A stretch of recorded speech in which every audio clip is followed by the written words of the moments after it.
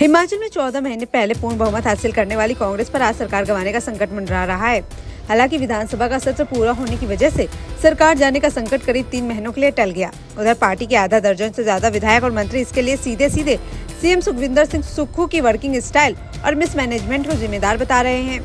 हिमाचल विधानसभा के चुनाव नतीजे 8 दिसंबर 2022 को आए और इनमें कांग्रेस को पूर्ण बहुमत मिलते ही वीरभद्र गुट ने सीएम पद पर दावा ठोक दिया।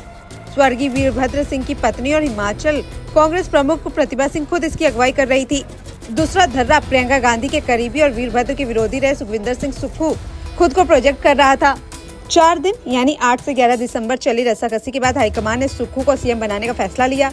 उसके बाद मंत्री बनने से लेकर विभागों के बंटवारा और अपनी पसंद के नेताओं को पद देने के मुद्दे पर दोनों गुटों की तनातनी जग जाहिर है। बहरहाल हिमाचल के इतिहास में ये पहला मौका रहा जब सत्तारूढ़ पार्टी पूर्ण बहुमत होने के बावजूद राज्यसभा चुनाव हार गई।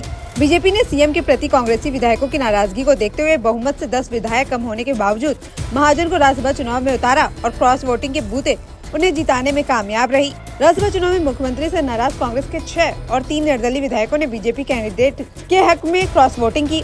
दोनों उम्मीदवारों को 34 वोट मिलने के बाद लॉटरी निकाली गई, जिसमें बाजी बीजेपी उम्मीदवार के हाथ लगी।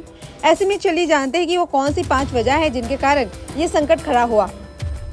पहली वजह, विधायकों की नाराजगी। सीएम सुक्खू की सबसे बड़ी चूक ये रही कि उन्होंने पार्टी के विधायकों की नाराजगी को गंभीरता से नहीं लिया। सुजानपुर से कांग्रेसी एमएलए राजेंद्र राणा ने कई बार सीएम के सामने कई मसले उठाए। राणा ने तो सीएम को 2 बार खुले पत्र भी लिखे। इनमें से 3 पेज का आखिरी पत्र 31 जनवरी 2024 को ही लिखा गया। सरकार या मुख्यमंत्री के स्तर से राणा के इन पत्रों को लेकर कोई भी प्रतिक्रिया सामने नहीं आई। संगठन की अनदेखी का आरोप। सुक्खू पर विधायकों के साथ साथ कांग्रेस संगठन की अनदेखी के आरोप भी लगते रहे हैं।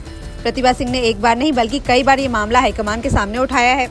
इसके महीने भर बाद 30 जनवरी 2024 को प्रतिभा सिंह ने मुख्यमंत्री पर सार्वजनिक रूप से ये पार्टी संगठन की अनदेखी करने का आरोप लगाया। कैबिनेट विस्तार में देरी और दिग्गजों की अनदेखी करना।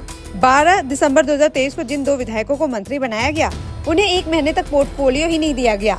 हिमाचल के इतिहास में पहली बार कोई मंत्री महीने भर तक बिना पोर्टफोलियो के घूमता रहा। यही अनदेखी पार्टी को भारी पड़ी, क्योंकि यही दोनों विधायक राज्यसभा चुनाव में क्रॉस वोटिंग करने वाले कांग्रेसी एमएलए को एकजुट करने के सूत्रधार बने। चौथी, अफसर बदलने की मांग अनसुनी करना। कांग्रेस की सरकार बनने के बाद पार्टी के कई विधायकों ने अपने इलाकों में तैनात अफसरों के ट्रांसफर को लेकर सरकार से आग्रह किया, मगर उनके काम नहीं हुए।